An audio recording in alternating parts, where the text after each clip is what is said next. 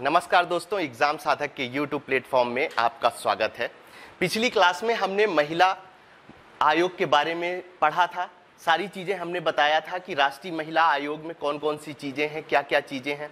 उसके पहले मैं ये बता देना चाहता हूं कि हमने पहली क्लास में आपसे 10 आयामों के बारे में बताया था और मैं हर क्लास में आपको याद दिलाता हूं कि सारे आयोग हम इन्हीं 10 आयामों को आयाम बनाकर और सारी चीज़ें आपको देने वाले हैं। वही क्रम रहता है जो हमने 10 आयामों में दिया है। इन आयामों के अंतर्गत हमने संरचना से संबंधित जानकारी आपको हर आयोग के बारे में देते हैं, नियुक्ति से संबंधित हर जानकारी हम आपको इसके बारे में देते हैं। चलिए आज की क्लास हम शुरू करते हैं। सबसे पहले देखते हैं कि इसमें हम कौन कौन सी चीजें आज की क्लास में हम कवर अप करने वाले हैं। तो सबसे पहले हम राष्ट्रीय बाल संरक्षण आयोग के बारे में आपको बताएंगे कि इसका गठन कब हुआ है और बहुत सारी जानकारी इसके बारे में हम आपको बताएंगे। इसके अध्यक्ष की नियुक्ति कैसे होती है, सदस्यों की नियुक्ति कैसे होती है, ये सारी चीजें हम इसके बारे में बताने वाले हैं। उसके बाद आगे बढ़ेंगे तो मध्य प्रदेश राज्य बाल संरक्षण आयोग के बारे में हम आपको बताएंगे। पहले भी मैंने बताया है और अभी भी मैं फिर से आपको एक बार बता रहा हूं कि यदि आप ध्यान से राष्ट्रीय बाल संरक्षण आयोग, किसी भी आयोग का यदि आपने राष्ट्रीय वाला पार्ट पढ़ा है तो निश्चित रूप से मध्य प्रदेश राज्य बाल संरक्षण आयोग वाली चीजें भी आप अच्छे से कर सकते हो। ठीक है। फिर इसके बाद इसके अलावा हम बालक न्यायालय के बारे में आपको थोड़ी बहुत जानकारी देने वाले हैं और सबसे अच्छी बात यह है कि हम आपको उतनी ही बातें बताएंगे जितना आपके एग्जाम के लिहाज से महत्वपूर्ण है, ना तो उससे ज्यादा ना उससे कम। ठीक है, क्योंकि मैंने पहले ही बताया है कि मैं जितनी भी क्लासेस बना रहा हूं उसका हमारा आधार जो है वो है प्रीवियस ईयर क्वेश्चन पेपर। इसी को हम ध्यान में रखकर सारी चीजें बनाते हैं। अभी 19, 20, 21 में तो बाल संरक्षण आयोग से क्वेश्चन नहीं पूछे गए हैं, लेकिन राजस्थान पीएससी में और यूपी पीएससी में जब आप देखेंगे तो उसमें 1-2 क्वेश्चन मिलते हैं। उन्हीं को हमने आधार बनाया है और ये क्लास तैयार की है। ठीक है। उसके बाद पास्को अधिनियम 2012 के बारे में हम कुछ इंफॉर्मेशन आपको देने वाले हैं। तो ये सारी चीजें हम इसके अंतर्गत कवर अप करने वाले हैं। ठीक है। चलिए, तो सबसे पहले शुरुआत किसकी करते हैं हम, तो राष्ट्रीय बाल संरक्षण आयोग की सबसे पहले हम शुरुआत करते हैं। शुरुआत जिस प्रकार से अन्य आयोगों को हम पढ़ते आए हैं कि पहले में हम क्या पढ़ते हैं, सामान्य परिचय, और सामान्य परिचय में हम वही चीजें पढ़ते हैं जिनसे प्रश्न पूछे जाते हैं, इसके अलावा नहीं। मतलब सीधा सा कहने का मतलब यह है कि जो प्रश्न आते हैं उन्हीं को हमने आधार बनाया है। ठीक है। तो बाल संरक्षण आयोग से संबंधित कौन सा क्वेश्चन पूछा जा सकता है, यदि गठन से संबंधित क्वेश्चन पूछा जाएगा तो 2 तरह के क्वेश्चन बनेंगे। कौन कौन से क्वेश्चन बनेंगे, पहला क्वेश्चन तो ये बन सकता है कि बाल संरक्षण आयोग की स्थापना किस अधिनियम के अंतर्गत की गई है। तो आपको याद रखना है बाल अधिकार संरक्षण अधिनियम 2005 के अंतर्गत इसका गठन किया गया है, ये बात याद रखनी है। साथ में आपको दूसरी बात ये याद रखनी है कि किस धारा के अंतर्गत ये आयोग बनाया गया है। तो आपको याद रखना है धारा 3 के अंतर्गत। आप 3 स्टार बनाइए और इसको नोट डाउन करिए, क्योंकि ये बहुत ही इंपॉर्टेंट पार्ट है और ये आपसे पूछा जा सकता है कि बाल अधिकार संरक्षण आयोग की स्थापना बाल संरक्षण अधिनियम 2005 की किस धारा के अंतर्गत इसकी स्थापना की गई है। तो यह धारा आपके लिए इंपॉर्टेंट हो जाती है। धारा 3 के अंतर्गत इसकी स्थापना की गई है और यह आपको याद रखना है। मैं आपसे बार बार बोल रहा हूं कि 3 या 4 स्टार बना के आप इसे नोट डाउन करिए।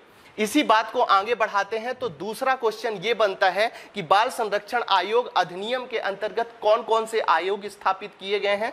तो उसमें अब आपको ऑप्शंस कैसे देगा, वो स्टेटमेंट में ऑप्शन दे देगा। उसमें पूछेगा बाल संरक्षण अधिनियम 2005 के अंतर्गत कौन कौन से आयोग स्थापित किए जा सकते हैं। फिर उसके बाद वो पहला ऑप्शन आपको देगा राष्ट्रीय बाल संरक्षण आयोग, दूसरा दे देगा राज्य बाल संरक्षण आयोग और तीसरा दे देगा जिला बाल अधिकार संरक्षण आयोग, और चौथा ऑप्शन जो आपको देगा उपरोक्त में से सभी। ठीक है। तो इस तरह की चीजें आपको याद रखनी है। मैंने पहले भी बताया है कि अधिनियम से क्वेश्चन आपके गलत नहीं होने चाहिए, क्योंकि इतना डीप में जाके कभी भी वो क्वेश्चन आयोग से नहीं पूछता है, ना ही अधिनियम से पूछता है। हमेशा ऊपर ऊपर के क्वेश्चन पूछते हैं, इतने टफ क्वेश्चन भी नहीं पूछे जाते जो आपसे ना बने। ठीक है। वो सारी चीजें हम कवर अप करेंगे इसके अंतर्गत। चलिए इसी बात को आगे बढ़ाते हैं और बात करते हैं हम बाल संरक्षण आयोग के शुरुआत के बारे में सबसे पहले आपको याद रखना है कि शुरुआत कब हुई है। तो आपको याद रखनी है, पूरी डेट याद रखनी है, 5 मार्च 2007। ठीक है, केवल वर्ष 2007 याद रखने से आपका काम चलने वाला नहीं है।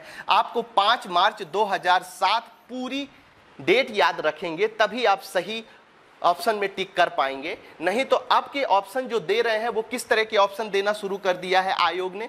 पहले 5 मार्च 2007 दे देगा, उसके बाद 6 मार्च 2007 दे देगा, तीसरा ऑप्शन आपको 7 मार्च 2007 दे देगा और चौथा ऑप्शन आपको 8 मार्च 2007 दे देगा। यदि आपको परफेक्टली डेट याद नहीं होगी इसकी स्थापना की या कब शुरुआत हुई है तो आप निश्चित रूप से ये क्वेश्चन बिल्कुल भी सही नहीं कर सकते हैं। ठीक है, और ये क्वेश्चन यदि आपके गलत होते हैं उतना ही कंपटीशन से आप बाहर होते हुए नजर आओगे। ये चीज आपको याद रखनी है। उसके बाद प्रकृति के बारे में मैं जब पहली क्लास में आपको बताया था और एक चार्ट अवेलेबल कराया था, उस चार्ट में मैंने सारी चीजें आपको बताई थी कि कौन से आयोग, कौन सी संस्थाएं संवैधानिक आयोग के अंतर्गत आती हैं और कौन सी संस्थाएं, कौन से आयोग संविधिक के अंतर्गत आती हैं। यदि उस चार्ट को आप ढंग से पढ़ लेते हैं तो ये जो प्रकृति वाला क्वेश्चन आएगा तो कभी भी गलत होने वाला नहीं है। तो हो सकता है कि आपको वो संविधिक दे दे प्रकृति और उसके बाद वो आपको दे दे सलाहकारी, तो इनमें से कोई भी ऑप्शन देता है तो वही आपको टिक करना है। नोडल एजेंसी की यदि बात की जाए कि नोडल एजेंसी कौन सी है राष्ट्रीय बाल संरक्षण आयोग की, तो इसको बिल्कुल याद रखना है और ये पूछा जा सकता है, महिला एवं बाल विकास मंत्रालय। कल हम जब महिला आयोग के बारे में पढ़ रहे थे तब भी हमने नोडल एजेंसी की बात करी थी और आई थिंक यही नोडल एजेंसी कल मैंने आपको बताई थी। तो आज भी आपको महिला एवं बाल विकास मंत्रालय के बारे में याद रखना है कि राष्ट्रीय बाल संरक्षण आयोग की नोडल एजेंसी यदि आपसे पूछी जाए तो आपको याद रखना है महिला एवं विकास मंत्रालय का नाम। ठीक है, चलिए इसी क्रम को आगे बढ़ाते हैं और बात करते हैं संरचना के बारे में। जैसे कि हमेशा सामान्य परिचय के बाद हम किसकी बात करते हैं, संरचना की। संरचना में देख लेते हैं कि कौन कौन सम्मिलित है। तो एक अध्यक्ष इसके अंतर्गत सम्मिलित है और 6 अन्य सदस्य सम्मिलित है, मतलब कुल 7 सदस्य हैं। 7 सदस्यों में से एक सदस्य कौन है, अध्यक्ष के रूप में है और 6 अन्य सदस्य इसके अंतर्गत सम्मिलित किए गए हैं।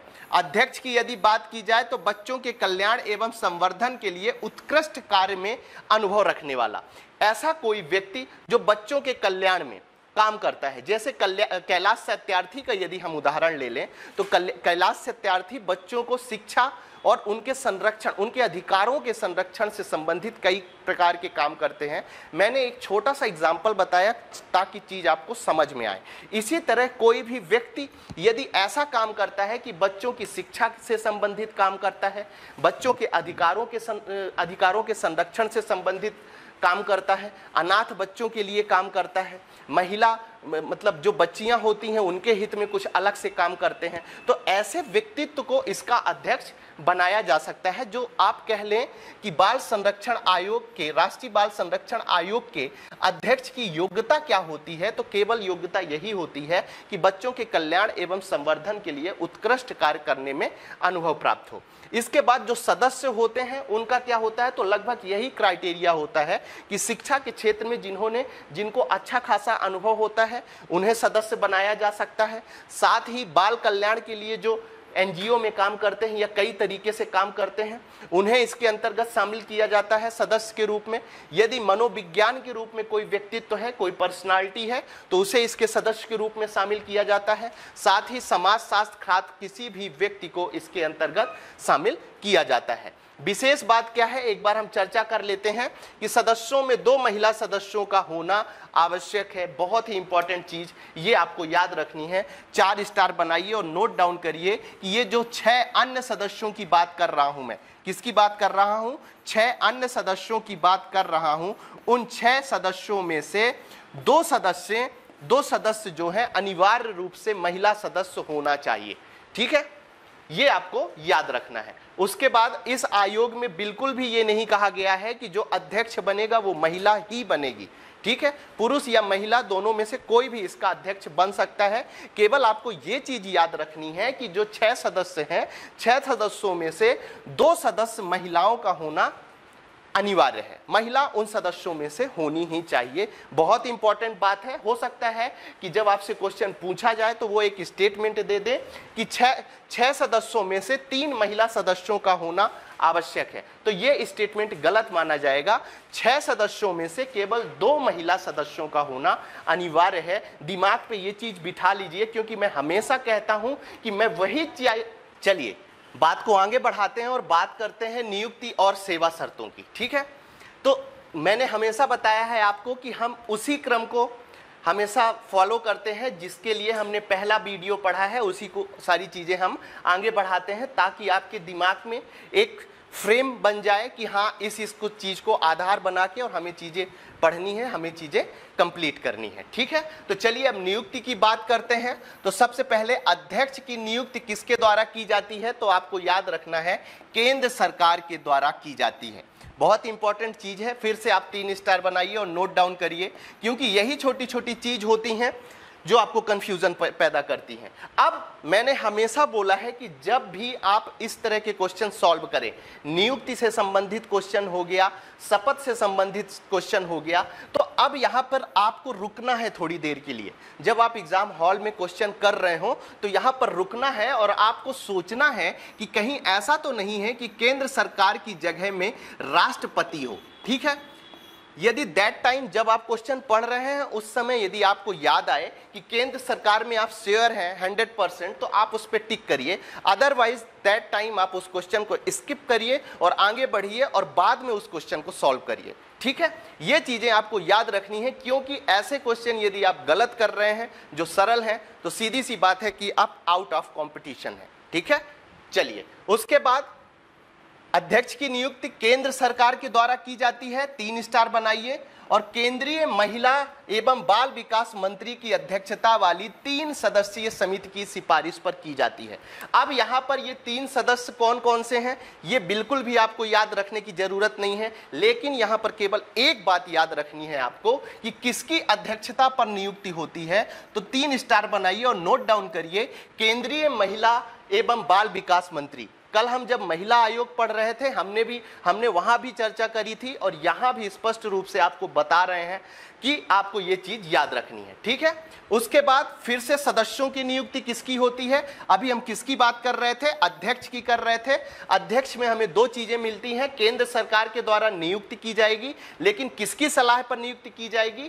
केंद्रीय महिला एवं बाल विकास मंत्री की अध्यक्षता में एक समिति बनेगी और वो नाम सॉर्ट आउट करके देगी कि आप इनको अध्यक्ष बना सकते हैं। उसके बाद केंद्र सरकार उसको अध्यक्ष नियुक्त कर देगा।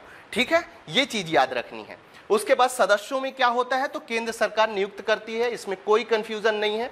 वेतन भत्ते किसके द्वारा डिसाइड किए जाते हैं? तो केंद्र सरकार के द्वारा डिसाइड किए जाते हैं। एक बार फिर मैं आपसे बता दूं, यदि स्टेटमेंट में ऐसा भी लिख के वो आपको दे सकते हैं कि राष्ट्रीय बाल संरक्षण आयोग के वेतन भत्ते राष्ट्रपति द्वारा निर्धारित किए जाते हैं। ठीक है, तो ऐसे क्वेश्चन में हमेशा ठहराव रखना है कभी भी। ठीक है, यदि आपको तुरंत याद नहीं आ रहा है कि केंद्र सरकार सही है या राष्ट्रपति सही है, ठीक है, तो वहां पे आपको रुक जाना है और जब आपको लगे कि हाँ केंद्र सरकार सही है तो आप टिक करिए और आगे बढ़िए। ठीक है, ऐसे क्वेश्चन बिल्कुल भी गलत नहीं होने चाहिए। मैं इसीलिए बार बार इन चीजों को हाईलाइट करता हूं, क्योंकि सारे आयोग में जो मेरे पढ़ाने का क्रम था, पहले आयोग से लेकर अभी तक जितने आयोग हम पढ़ चुके हैं, सारों का क्रम मैंने एक ही रखा है, ताकि आपके दिमाग पे एक माइंड मैप बन जाए कि हाँ इसके आधार ये हैं और इस तरीके से हमें पढ़ने चाहिए। ठीक है, तो ये सारी चीजें आपको याद रखनी है। ठीक है, चलिए इसी क्रम को आगे बढ़ाते हैं और बात करते हैं कार्यकाल की। ठीक है, जब कार्यकाल की बात करते हैं तो सबसे पहले अध्यक्ष के कार्यकाल की बात करते हैं। तो अध्यक्ष का कार्यकाल कितना होता है? 3 वर्ष या 65 वर्ष आपको याद रखना है। ठीक है, अभी तक जितने भी आयोग हमने पढ़ा है उसमें से मानवाधिकार आयोग जो है उसके अध्यक्ष का कार्यकाल क्या था आपको कमेंट सेक्शन में बताना है, पहली बात। और वो थोड़ा सा अलग था, इसलिए मैं आपको यहां पर रिवाइज करा रहा हूं। ठीक है, उसके बाद सदस्य के कार्यकाल की जब बात की जाएगी तो वो भी कितनी है? 3 वर्ष और 65 वर्ष ही है। ठीक है। तो अध्यक्ष और सदस्य के कार्यकाल में आपको किसी भी प्रकार का कंफ्यूजन नहीं पालना है। दोनों के लिए आपको याद रखना है 3 वर्ष या 65 वर्ष। 3 वर्ष या 65 वर्ष का मतलब क्या होता है मैंने आपको कई बार बताया है, या तो वो 3 साल पूरा कर लेंगे या तो 65 वर्ष, दोनों में से जो भी पहले हो जाता है वही उसका कार्यकाल पूरा माना जाता है। उसके बाद पुनर्नियुक्ति की बात की जाए तो अध्यक्ष व सदस्य दोबारा पद धारण कर सकते हैं। इसका सीधा सा मतलब है कि हो सकता है आपको जो स्टेटमेंट मिले आपके क्वेश्चन पेपर में वो ये मिल सकता है कि अध्यक्ष व सदस्य दोबारा पद धारण नहीं कर सकते हैं। ठीक है, ये बहुत छोटी छोटी बातें हैं, लेकिन ऐसे ही क्वेश्चन गलत होते हैं। मैंने आपको कई बार बोला है कि यदि आप सरल क्वेश्चन जो आपके पेपर में आ रहे हैं उनको गलत करके नहीं आ रहे हैं तो श्योर मानिए कि आपका सिलेक्शन पक्का है। और यदि आप गलत क्वेश्चन करके आ रहे हैं कि जो 99% लोग सही कर रहे हैं और आपका वो क्वेश्चन गलत हो रहा है तो आप आउट ऑफ कंपटीशन है। इतना भरोसा मान के चलिए हमेशा, किसी भी कॉम्पिटिटिव एग्जाम की मैं बात करता हूं तो ठीक है। तो यहां पर नहीं यदि शब्द दे देता है तो वो स्टेटमेंट गलत माना जाएगा। विशेष बात क्या है, इसमें भी 4 स्टार बनाइए और नोट डाउन करिए कि आयोग का अध्यक्ष या सदस्य का पद किसी कारण से खाली हो जाता है, जैसे उसकी मृत्यु हो गई या उसने त्याग पत्र दे दिया, तो 90 दिन के अंदर भरा जाएगा। बहुत इंपॉर्टेंट क्वेश्चन है, हो सकता है वो आपसे पूछ लें कि आयोग के अध्यक्ष या सदस्य का पद यदि किसी कारण से, किसी कारण का क्या मतलब हो सकता है उसकी मृत्यु हो जाए, त्याग पत्र हो जाए या उसको निष्कासित कर दिया जाए, तो आपको ये चीज याद रखनी है कि 90 दिन के अंदर इस पद को, चाहे वो अध्यक्ष हो या सदस्य हो, यहां पर आप किस तरह के स्टेटमेंट दे सकते हैं। इसीलिए मैं हमेशा आपको बोलता हूं कि पढ़ने का एक तरीका होता है, पहले जैसे ये लाइन लिखी हुई है तो पहले आप राइट टू लेफ्ट पढ़िए, उसके बाद लेफ्ट टू राइट पढ़िए, दोनों तरह से समझने की कोशिश करिए, तो ये आपके लिए महत्वपूर्ण चीज हो सकती है। यहां पर आपको 90 दिन जरूर याद रखना है किसी भी तरीके से, ठीक है, कि आयोग या अध्यक्ष या सदस्य का यदि किसी भी तरीके से पद खाली हो जाता है तो कम से कम 90 दिन इसका ऑप्शन याद रखना है आपको, ठीक है। चलिए आगे बढ़ते हैं और बात करते हैं त्यागपत्र और निष्कासन की। किसकी बात करते हैं? त्यागपत्र और निष्कासन की। तो ये त्यागपत्र किसको देंगे? अब यहां पर त्यागपत्र की बात चल रही है तो आपको याद रखना है कि मैं सदस्य की भी बात कर रहा हूं और मैं अध्यक्ष की भी बात कर रहा हूं, दोनों चीजें आपको याद रखनी है, ठीक है, कि ये त्यागपत्र की जब बात चल रही है तो सदस्य का त्यागपत्र की भी बात चल रही है और अध्यक्ष के त्यागपत्र की भी बात चल रही है। तो किसके द्वारा किसको त्यागपत्र दिया जाएगा? केंद्र सरकार को दिया जाएगा। साथ ही किस आधार पर केंद्र सरकार यदि हटाना चाहे, त्यागपत्र और पद निष्कासन दोनों अलग चीजें होती हैं। त्यागपत्र अपनी मर्जी से दिया जाता है और पद निष्कासन इस कारण से किया जाता है कि ये जो 4 आधार दिए गए हैं, यदि इन 4 आधारों में से आप किसी का भी पालन नहीं करते हैं या आपसे पालन नहीं हो पाता है तो आपको केंद्र सरकार के द्वारा पद से निष्कासित कर दिया जाएगा। कैसे? यदि ये कदाचार है, यदि कदाचार या अक्षमता के आधार पर पद से हटाया जा सकता है, ये मैंने पिछले कई आयोगों में आपको बता चुका हूं, वही चीजें याद रखनी है। दूसरी, आयोग को बिना सूचित किए 3 बैठकों में लगातार यदि सदस्य और अध्यक्ष अनुपस्थित रहते हैं तो उन्हें हटाया जा सकता है। इट मीन्स कि उन्हें पद से निष्कासित किया जा सकता है। और पद से किसके द्वारा निष्कासित किया जा सकता है? तो केंद्र सरकार के द्वारा उन्हें पद से निष्कासित किया जा सकता है। ये बात आपको याद रखनी है। यदि मानसिक रूप से अस्वस्थ हैं, मतलब बीच में ऐसा होता है कि वो मानसिक रूप से सही जितना काम उन्हें करना चाहिए वो उतना काम नहीं कर पा रहे हैं और मानसिक रूप से यदि उनको कोई भी स्थिति बनती है तो केंद्र सरकार के द्वारा उन्हें सीधे पद से निष्कासित कर सकते हैं। हो सकता है वो आपको एक स्टेटमेंट दे दें कि केवल अध्यक्ष को मानसिक रूप से अस्वस्थ होने पर हटाया जा सकता है, तो ये स्टेटमेंट बिल्कुल गलत होगा, क्योंकि मैं किसकी बात कर रहा हूं? अध्यक्ष व सदस्य यदि मानसिक रूप से अस्वस्थ होते हैं और उन्हें हटाया जाता है तो ये चीजें इसके अंतर्गत सम्मिलित की जाएंगी। यदि पद का दुरुपयोग किया जाता है, ऐसा पाया जाता है कि पद का दुरुपयोग किया जा रहा है, जो पद पर बैठा हुआ है चाहे वो अध्यक्ष हो या सदस्य हो, तो उसको यहाँ से हटाया जा सकता है या निष्कासित किया जा सकता है, ठीक है। दिवालिया घोषित होने पर भी अध्यक्ष और सदस्य को पद से निष्कासित किया जा सकता है, ठीक है। चलिए अब आगे बढ़ाते हैं और बात करते हैं रिपोर्ट या प्रतिवेदन की। यदि आपसे पूछ लिया जाए कि यह आयोग रिपोर्ट किसको सौंपता है, तो याद रखना है केंद्र सरकार को यह रिपोर्ट सौंपी जाती है। उसके अलावा आयोग के कुछ कार्य हैं महत्वपूर्ण, उन कार्यों पर एक नजर डालते हैं। वैसे कार्य से क्वेश्चन आने की संभावना कम है, लेकिन फिर भी यदि क्वेश्चन पूछे जाते हैं तो वो क्वेश्चन आपका गलत नहीं होना चाहिए। और लगभग हर आयोग के काम, और खासकर जो कल्याणकारी वर्ग से संबंधित हैं, जैसे महिला से संबंधित हो गया, बाल से संबंधित हो गया, मानवाधिकार से संबंधित हो गया, यदि ऐसी स्थिति बनती है कि आपको कार्य, क्योंकि थोड़ा सा कार्य याद रख पाना थोड़ा सा टफ हो सकता है, लेकिन यदि आप मैनेज कर पाएंगे, एक दो कार्य के बारे में आपको पता है, आयोग के कार्यों के बारे में, तो आप ये सारी चीजें आराम से कर सकते हैं। ठीक है, पहला कार्य क्या है? रिपोर्ट बनाना। इसका सीधा सा मतलब यह है कि यदि बाल संरक्षण से संबंधित कोई ऐसी रक्षात्मक रिपोर्ट बनाना है सरकार को प्रदान करने के लिए, मतलब सरकार यदि मांग रही है कि आखिर अभी हम बालकों के कल्याण के लिए कौन कौन से काम कर सकते हैं, काम के अलावा कौन कौन सी हम योजनाएं बालकों के लिए बना सकते हैं, तो वो सारी चीजें इसके अंतर्गत सम्मिलित की जाएंगी। ठीक है, तो रक्षात्मक उपायों के संबंध में ये किया जाना चाहिए। उसके बाद बात करते हैं समीक्षा की, तो किशोर संरक्षण गृहों में, किशोर संरक्षण ये गृहों का मतलब ये है कि जहां पर किशोरों को संरक्षित करने के लिए, बालकों को संरक्षित करने के लिए जो गृह बने हुए हैं, उनके कल्याण के लिए क्या काम किया जा सकता है, उनमें कौन कौन सी फैसिलिटीज होनी चाहिए, वो सारी चीजें चेक करने का काम किसका होता है? तो राष्ट्रीय बाल संरक्षण आयोग का होता है। यदि ऐसा लगता है कि कहीं पर जो गृह खोले गए हैं वहां पर सही तरीके से काम नहीं चल रहा है, तो वो सरकार को उसकी रिपोर्ट कर सकते हैं, सरकार उस पर एक्शन ले सकती है, या आयोग को भी अधिकार होता है कि वो उस पर एक्शन लें। तो ये चीजें आपको याद रखनी है। ठीक है, उसके बाद जांच। जांच का मतलब क्या है? बाल अधिकारों के उल्लंघन की जांच। अब क्या है कि यदि पता चलता है कि संविधान में जो अधिकार दिए गए हैं, किसमें? कॉन्स्टिट्यूशन में यदि जो अधिकार दिए गए हैं बालकों को, जैसे आर्टिकल 21 से संबंधित ऐसा लगता है कि केवल बालकों को नहीं दिए गए हैं, वो सबके जीवन के साथ सम्मान के साथ जीने का अधिकार आर्टिकल 21 में दिया गया है। और मैं हमेशा कहता हूं कि नागरिकों के अंतर्गत हर आदमी आता है, ठीक है, उसको सम्मान के साथ जीने का अधिकार है। और ऐसा लगता है कि बालकों के सम्मान पर हस्तक्षेप किया जा रहा है।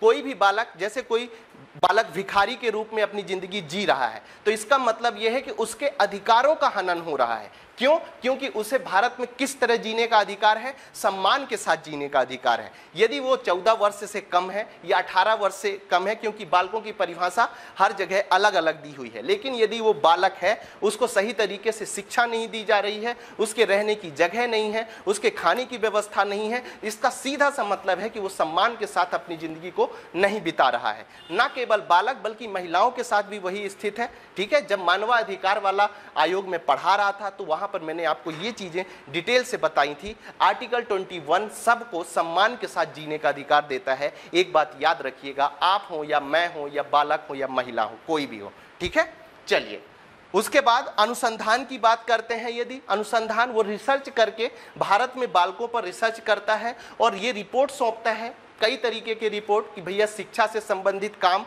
हो रहा है बालकों के लिए कि नहीं हो रहा है। ठीक है, ऐसा तो नहीं है कि भारत के कितने % बालक भूखे सो रहे हैं, बालकों के रहने के लिए जगह नहीं है। तो इस पर सारी चीजें, सारा रिपोर्ट बनाकर वो क्या करते हैं? सरकार को सौंपते हैं, और सरकार उन्हीं रिपोर्टों को, उन्हीं अनुसंधानों को एक आधार बनाती है, बालकों के लिए एक अच्छी योजना तैयार करती है, बालकों के लिए नियम कायदे बनाए जाते हैं। ठीक है, और फिर बालकों के कल्याण के विषय में सरकार काम करना शुरू कर देती है। ठीक है, कभी कभी आप खुद सोचिए कि जब अधिनियम बनाए जाते हैं, बाल संरक्षण अधिनियम हो गया, महिला से संबंधित कोई अधिनियम हो गया, तो आप खुद सोचिए कि सरकार ऐसा तो नहीं है कि वो सो के उठी पहले दिन और सारा अधिनियम लिख दिया, प्रधानमंत्री जी एक कुर्सी में बैठे और बोल दिए कि भाई अब बालकों के लिए अधिकार। ऐसा नहीं होता है। उस अधिनियम बनने के पीछे कम से कम 5 से 7 साल की मेहनत होती है, उस पर पूरा रिसर्च होता है उस वर्ग को लेकर जिसे आधार बनाकर कोई नियम या एक्ट बनाया जा रहा है। ठीक है, चाहे वो बालकों की बात हो, इतना आसान नहीं होता है, और वो एक्ट बनने में इन आयोगों की बहुत बड़ी भूमिका होती है। यही आयोग आगे होकर सारी चीजें डिस्कस करते हैं सरकार के साथ, और तब चीजें क्लियर होती हैं। ठीक है, हम पढ़ रहे थे आयोग की शक्तियां। मैंने पहले भी बताया है आपको कि आयोग की शक्तियों में ज़्यादा याद रखने की ज़रूरत नहीं है, क्योंकि जितने भी आयोग हमने अभी तक देखे हैं उनमें हमने सब में बताया है कि सिविल अदालत की सभी शक्तियां इन आयोगों को प्राप्त हैं। उसके अलावा मैंने एक चीज़ आपसे ये भी बताई थी कि इन शक्तियों में कौन कौन सी चीज़ें सम्मिलित होती हैं, कि जैसे बाल संरक्षण से संबंधित कोई जानकारी किसी डिपार्टमेंट, किसी विभाग से यदि आयोग को चाहिए तो आयोग क्या करता है, इन्हीं सिविल न्यायालय की शक्तियों के द्वारा या माध्यम से अधिकारी को संबंध देता है और कहता है कि आप हमें उस मैटर में, जिस मैटर में आयोग को जानकारी प्राप्त करनी होती है, आप हमें जानकारी उपलब्ध कराओ। ठीक है, और ये विभाग के अधिकारी के लिए कंपलसरी होता है कि जो भी इंफॉर्मेशन मांगी जाती है आयोग के द्वारा वो उसको दी जाती है। ठीक है, चलिए अध्यक्ष के बारे में बात करते हैं। मैंने हमेशा कहा है कि मैं आयोग के अध्यक्षों के बारे में जो जानकारी देता हूं वो अंतिम में देता हूं। उसका कारण क्या है? उसका कारण ये है कि आप ताकि इसको अपडेट कर सकें।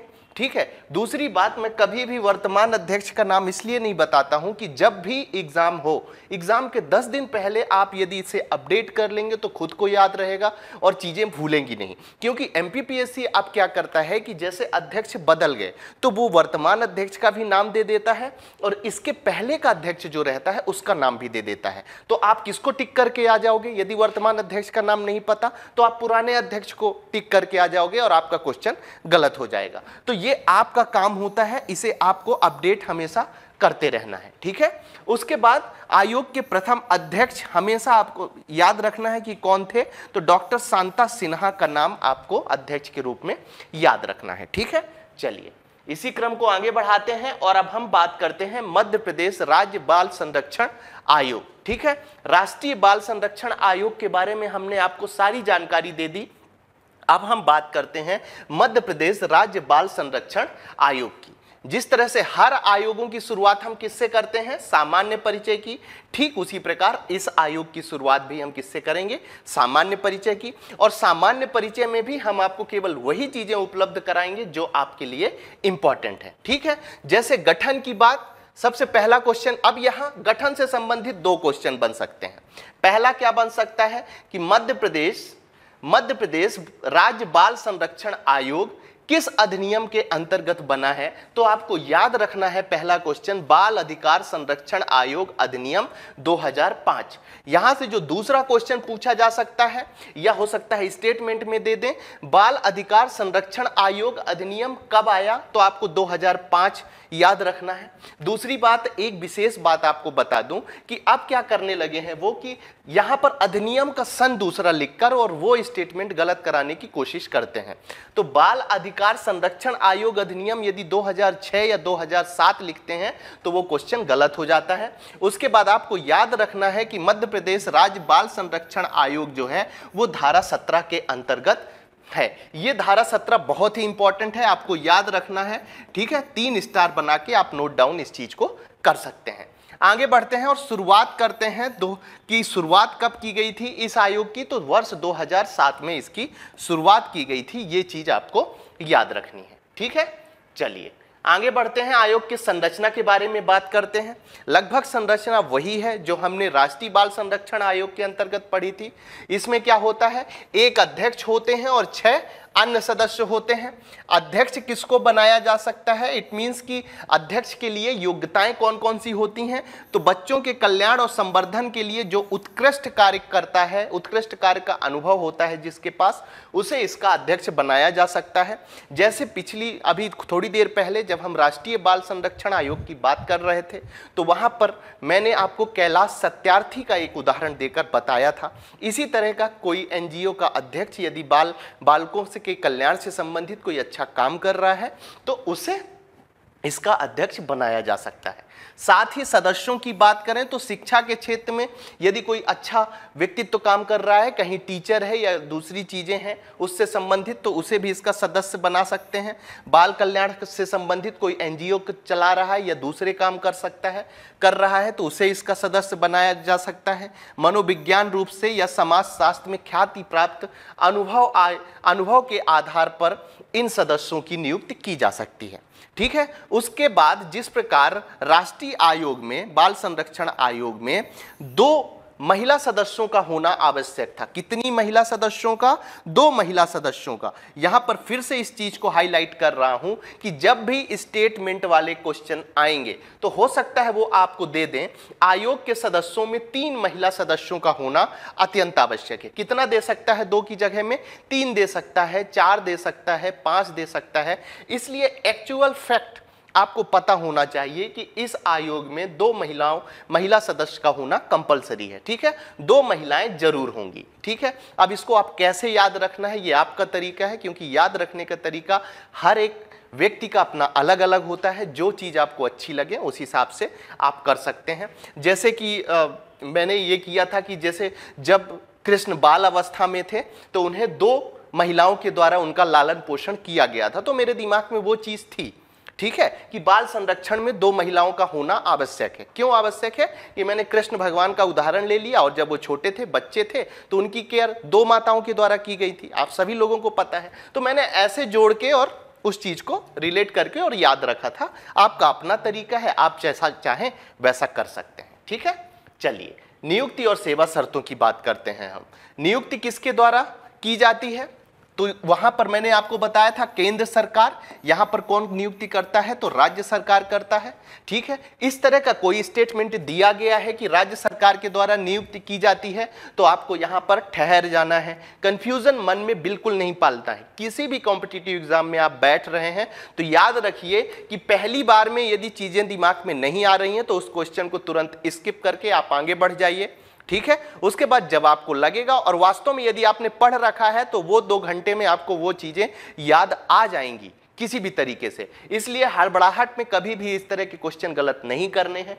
यदि इस तरह क्वेश्चन दिया है कि मध्य प्रदेश राज्य बाल संरक्षण आयोग के सदस्यों और अध्यक्षों की नियुक्ति राज्यपाल के द्वारा की जाती है, तो यह स्टेटमेंट गलत होगा। किसके द्वारा की जाती है? राज्य सरकार की।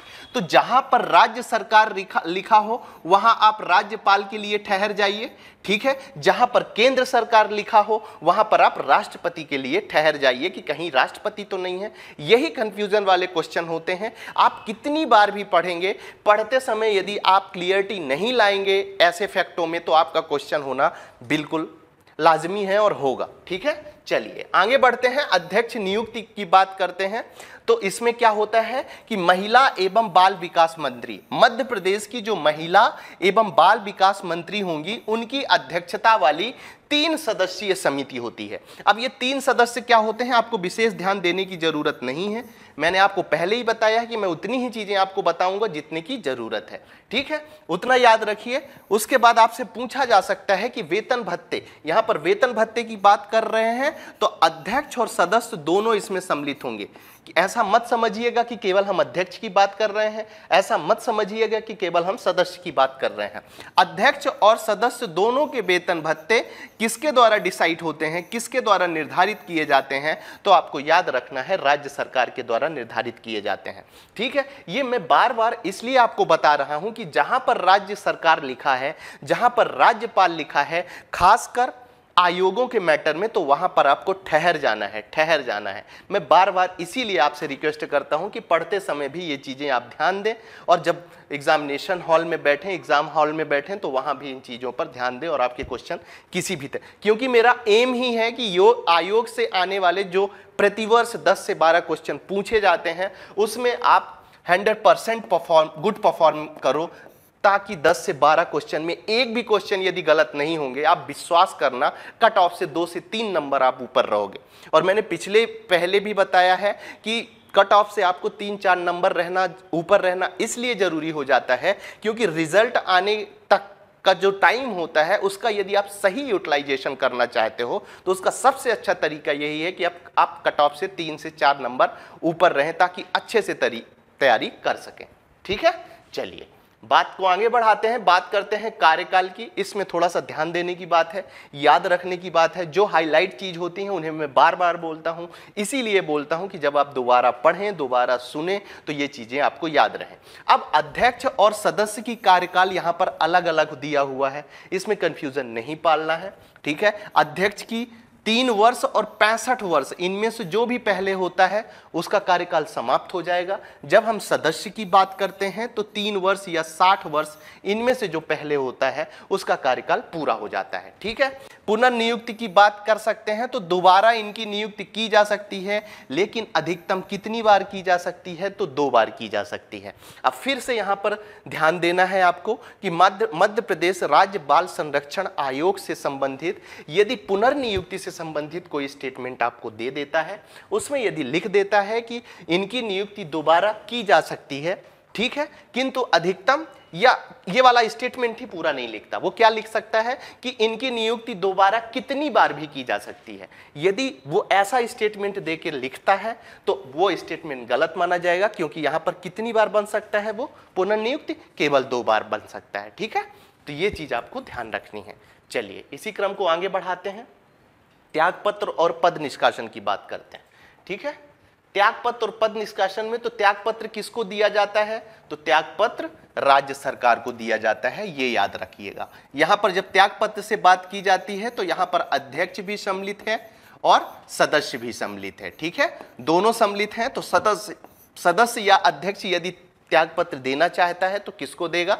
राज्य सरकार को। मैंने क्या बोला है आपसे? जहां भी राज्य सरकार आए, जहां भी राज्यपाल आए, जहां भी केंद्र सरकार आए और राष्ट्रपति आए, ठीक है, तो ये दोनों एक दूसरे, मैक्सिमम जगह ये दोनों कंफ्यूजन पैदा करते हैं। ठीक है, तो इसको ध्यान रखना है। अब यहां पर क्या है? त्यागपत्र राज्य सरकार को। हो सकता है त्यागपत्र बहुत से आयोगों में राज्यपाल को दिया जाता है। ठीक है, तो यहां ठहर जाना है।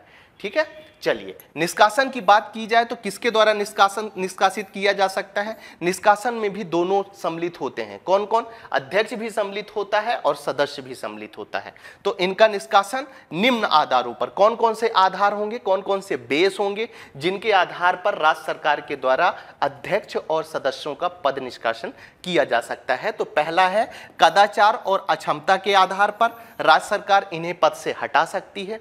दूसरा क्या है? आयोग को बिना सूचित किए 3 बैठकों में यदि लगातार अनुपस्थित रहते हैं तो राज्य सरकार इनको पद से हटा सकती है। तीसरा क्या है? यदि मानसिक रूप से अस्वस्थ हो गए हैं, ठीक है, कई प्रकार की बीमारियां होती हैं कि जब नियुक्ति होती है तब तो सदस्य या अध्यक्ष अच्छे से काम करते रहते हैं, लेकिन यदि बीच में किसी भी तरह की प्रॉब्लम आती है तो उनको भी हटाया जा सकता है। यदि ऐसा पता चलता है राज्य सरकार को कि ये पद का दुरुपयोग कर रहे हैं, पद का दुरुपयोग के मतलब क्या है कि इनको जो राइट्स दिए गए हैं, यदि ये राइट आउट ऑफ राइट्स जाके कोई काम करते हैं, किसी को डिस्टर्ब करते हैं, अपना पावर दिखाते हैं, यदि राज्य सरकार को ऐसी शिकायतें मिलती हैं अध्यक्ष और सदस्यों के बारे में तो राज्य सरकार उन्हें हटा सकता है।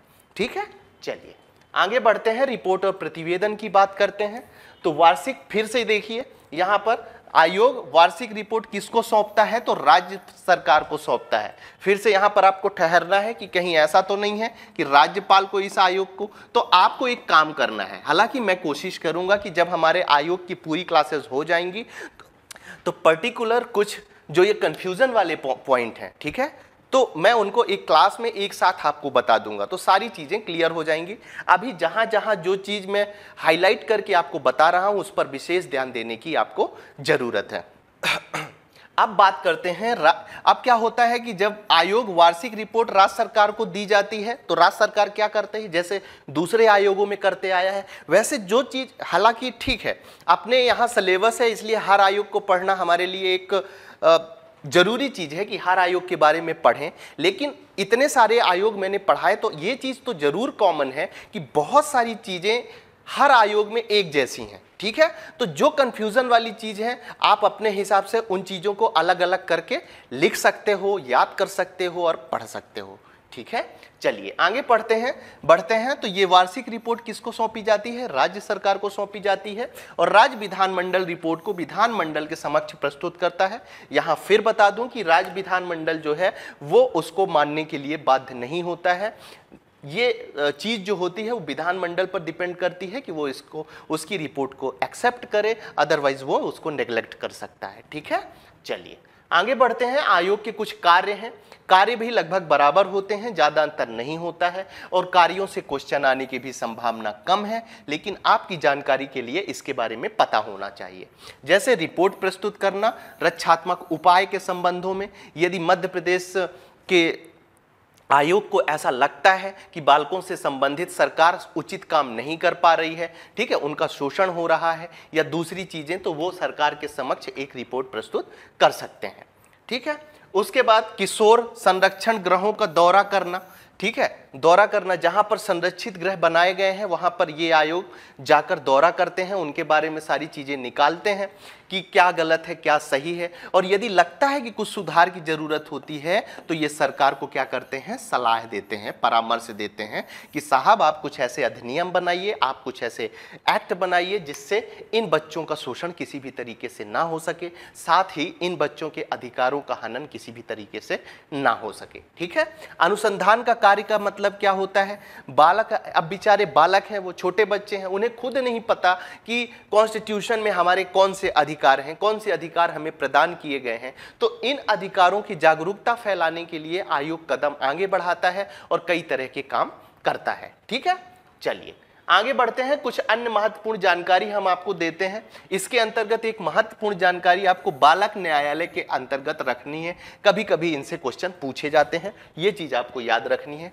पहला क्वेश्चन यदि गठन से पूछा जाएगा तो कौन सा पूछा जाएगा, तो किस अधिनियम के अंतर्गत बाल न्यायालय का गठन किया जाता है, या किस अधिनियम के अंतर्गत बाल न्यायालय का गठन किया जाता है या स्थापना की जाती है, तो आपको याद रखना है बाल अधिकार संरक्षण अधिनियम 2005, ठीक है, इसका वर्ष याद रखना है। और दूसरी महत्वपूर्ण चीज क्या है, आपको धारा याद रखनी है, धारा कौन सी है, 25 है। तो ये दूसरा क्वेश्चन पूछ सकता है कि बालक न्यायालय किस धारा के अंतर्गत बनाई जाती है, तो आपको धारा 25 के अंतर्गत बनाई जाती है। कैसे स्थापित होती है, तो राज्य के उच्च न्यायालय के मुख्य न्यायाधीश की सहमति से राज्य सरकार द्वारा स्थापित किया जाता है। तो ये चीज भी आपको याद रखनी है कि जो बाल न्यायालय बनाए जाते हैं वो किसके द्वारा बनाए जा सकते हैं, राज्य सरकार के द्वारा बनाए जा सकते हैं। लेकिन कैसे बनाए जा सकते हैं, तो राज्य के उच्च न्यायालय के मुख्य न्यायाधीश की सहमति के बाद ही राज्य सरकार के द्वारा ये बनाए जा सकते हैं, ठीक है। ये इंपॉर्टेंट है, 3 स्टार बनाइए और नोट डाउन करिए, ठीक है। आप एक चीज और कर सकते हैं कि जैसे मैं इसकी पीडीएफ आपको अपने टेलीग्राम चैनल एग्जाम साधक में बिल्कुल फ्री में उपलब्ध कराने वाला हूं, आप उसका प्रिंट आउट निकलवा सकते हैं। साथ ही आपको ऐसा लगता है कि इसी नोट्स को पढ़ना है या पढ़िए आप, तो एक काम करिए कि जहां मैं स्टार बनाने के लिए बोलता हूं वहां आप स्टार बना सकते हैं, चीजों को हाईलाइट कर सकते हैं, 2 तरह के हाईलाइटर आप ले सकते हैं और उसी चीज को करेंगे। तो जब आप तीसरी बार पढ़ेंगे तो पेंसिल से वहां पर स्टार बनाएंगे, तो केवल वही चीजें एग्जाम के एक दिन पहले आप रिवीजन कर पाएंगे जिनकी आपको जरूरत है, ठीक है। तो ऐसा कुछ करके आप कर सकते हैं। पढ़ने का सबका अपना तरीका होता है, लेकिन कुछ चीजें इंपॉर्टेंट होती हैं।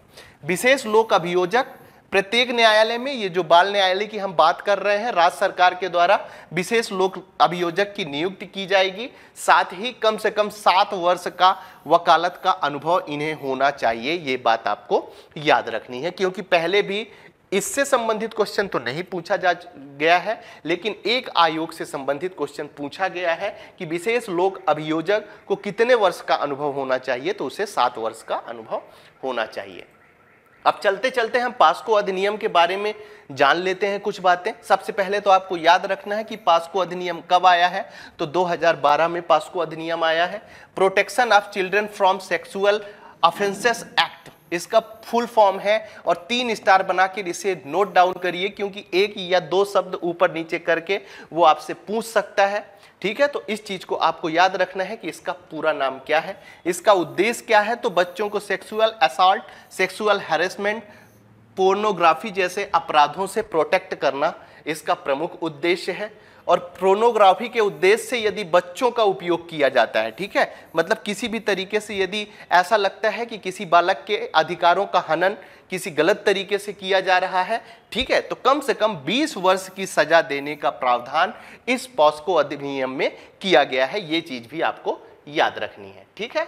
चलिए अगली क्लास में हम क्या पढ़ने वाले हैं उसके बारे में बता देते हैं। तो राष्ट्रीय हरित अधिकरण के बारे में आपको हम अगली क्लास में पढ़ाने वाले हैं। यदि हमारी चीजें आपको अच्छी लग रही हैं तो आप इस वीडियो को लाइक कर सकते हैं, जिन्होंने सब्सक्राइब नहीं किया वो सब्सक्राइब कर सकते हैं। यदि इस क्लास की PDF आप डाउनलोड करना चाहते हैं तो हमारे टेलीग्राम चैनल एग्जाम साधक में जाकर डाउनलोड कर सकते हैं। आप सभी के उज्जवल भविष्य की शुभकामनाओं के साथ आज की क्लास हम यहीं समाप्त करते हैं। Thank you.